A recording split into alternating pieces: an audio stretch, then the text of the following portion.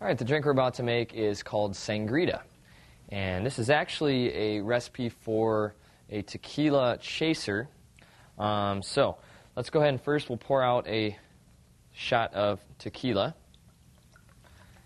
Now any tequila will do. If you're just going to shoot it back real quick and chase it with something, it doesn't matter. Or you can get a really good tequila and you can sip on it while you have your Sangrita. Right now we just have clamato juice in there, filled up 1 ounce, and we're going to add a few drops of, or actually just a dash of Worcestershire sauce.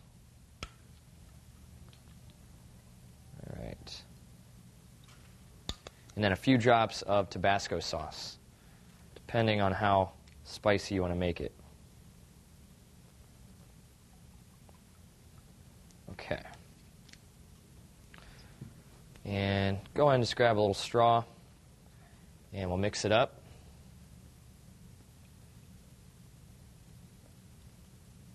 All right. And now you can either just take down your shot and follow it with the Sangrita, or you can sip each one back and forth. Bottoms up.